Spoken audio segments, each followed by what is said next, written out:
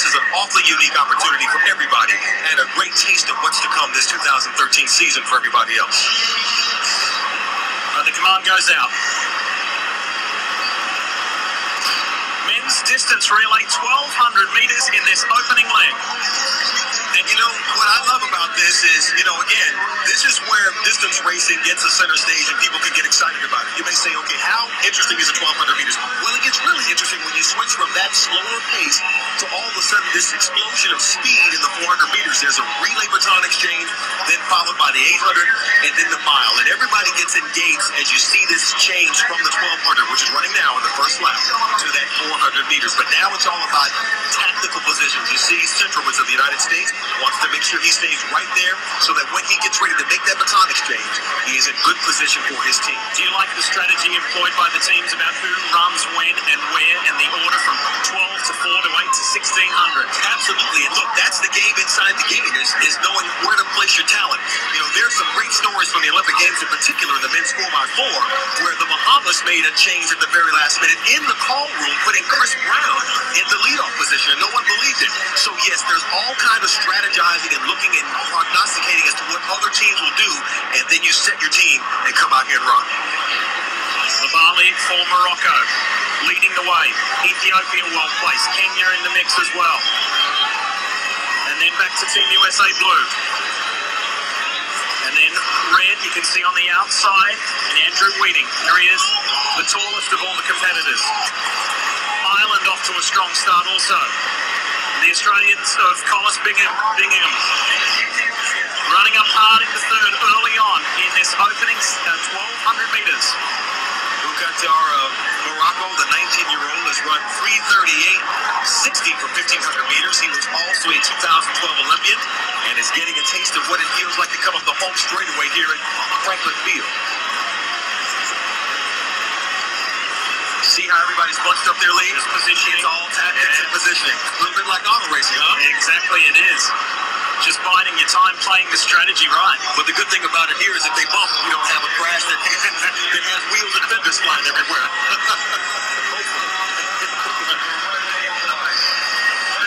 Chris Birmingham moves into second, the lanky Australian runner. And on the outside there to the left, you see now Chimet. You see that quick change of speed? That is really unique to see that. Chimet now really opening up those long strides as he comes around the home straightaway. And he is now taking Kenya in the lead. Here comes Andrew Wheating around the outside for Team USA Red as well. The opening 1,200 is almost done. Look at Wheating. Puts on a strong finish to put Team USA in second. And Wheating known for that close, and he really needs to continue to move through the zone as he passes the baton. That's very important to try and maintain some speed. As you see some of the other runners weaving, some of them falling down to the track as they make those exchanges. Wayne Solomon takes the stick from Wheating. Team USA Red running second at the moment. USA Blue several positions further back. I know. And Lewis talked about the change in pace. You'll see a lot of change in pace right here. I think that's actually Summers running second for the United States. And not yet able to make a dent. Now here he comes. Oh, there's trouble in the back. Oh. Yeah, that's he's got another guy out. Maybe this is auto racing. Oh my goodness. And Summers has taken USA Red to the front with a commanding lead in this men's distance medley. Now here's Wayne Solomon. Well, there were some casualties in that race, but now USA Red, led by Wayne Solomon, has a comfortable lead, and I don't know of any athlete, especially in the middle distance range, who had a better year in 2012 than Solomon. Look at that gap. And look at the third runner. It is Charles Jacques in the blue, USA Blue. His Penn Relays debut. Extremely excited to be running the 800, and he's sitting third at the moment, but there is quite the margin to Wayne Solomon out in front. Charles Jacques, the 2012 NCAA 800-meter champion, while at UC Irvine, is another young and up-and-coming half-miler. You see him there in the blue uniform, rounding that bend coming up to the home straightaway. But he is another promising talent, is Jacques, as he is now back in third. And Jacques needs to make a move here if he wants to try and help Team USA Blue. Kenya running strong in second. That's Kitim, who is only 18, who won the bronze medal in the 800 at last year's Olympics. He's got Charles Jacques right with him. Strong run from Team USA Blue. They are running well. Solomon, who is now way out in the lead there down the back meters. That is very comfortable for him. And Solomon was fourth in an incredible 800-meter Olympic final in the Olympic Games last year. He really, really developed nicely, coached by the American record holder, Johnny Gray. Kitam and Jock going at it here for that second spot, heading to the final leg. 1,600 meters left for Team USA Red. David Torrance is standing by for Team USA Blue. Bernard Lagat. Jock trying to hold on. He's lost second spot. He's lost third spot. There's USA Red, the final exchange. Torrance is away.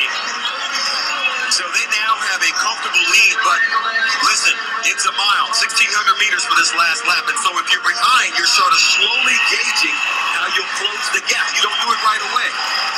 And in the right of your screen there, you see Bernard Lagat, and he has a lot of work to do. He is anchoring for Team USA Blue, and Lagat awfully focused. And, I sold the bill of goods to everybody earlier saying, it's a pressureless situation. People want to come here and open up, but listen, this is all about national pride, and Lagat is not used to being this far behind anybody, so he's got a lot of work to do for Team USA Blue. Kenya moves into the lead. On this final leg of 1,600 meters, Caleb Nduku. He was fourth in the 1,500 at last year's Kenya Olympic Trials. Leads Team USA Red at the moment. And there is Bernard Lagat in the background. Team USA Blue, fourth. And he's measuring himself. I know Lagat too well. I've seen him run too many times to know that he is savvy and has a lot of wisdom and knows that he can slowly close that gap. Can he make it all the way back up? Well, that's going to take time to tell as Ndiku of Kenya continues to hold on in the lead. And David Torrance, who was sixth in the 1,500 meters in last year's Olympic trials, is in second. Ethiopia there in third. Aman Wote is running well for Ethiopia. Here is Lagat. What's he been busy with in the off-season? His 7-year-old son, who is a fanatical Vancouver Canucks fan, perhaps won't follow in Dad's footsteps of track and field. He might be an NHL star. Let me tell you, Mika Lagat is a wonderful young man, and he is always by his dad's side. Not here this weekend, but he loves hockey. So he said he's going to attend some of the games that we have on NBC Sports Network. And we'll probably see. You never know. He might be a goalie one day. That's what he wants to do. Nduku leads the way for Kenya. Here is Lagat. He's under pressure from Ireland. And I'll be surprised if I see Lagat allow Ireland to pass him, because I don't see Bernard now really trying to make a move to close the distance. I'm kind of surprised to see this. Kieran O'Leonard for Ireland is right on the heels of Bernard Lagat. There's nothing in it at the front. Here are the lead three: Kenya, USA Red, and Ethiopia. And there's O'Leonard overtaking Lagat now on the backstretch. And, maybe Lagat feels like this is just too much distance to make up. And O'Leonard maybe feels a little bit different. But, we could use a few whoops from the crowd and some cheering now. We need some of that sprint cheering to help these guys around the track. It's all pushing through these final phases of the mile. Right. Specializing in the 5,000-meter event, Bernard Lagat. He's got 1,600 meters or a mile to run here. Final lap coming up for the men's distance relay. Well, Kenya continues their lead now. Caleb Nduku, holds on now for this lead, and they're grouped up together here now. So what this tells me is that there at some point is going to be a quick change of pace as they head down the backstretch, and someone's going to try and steal this here at the pit race. See the quick look back there by Ethiopia, and he's making sure nobody's coming from behind.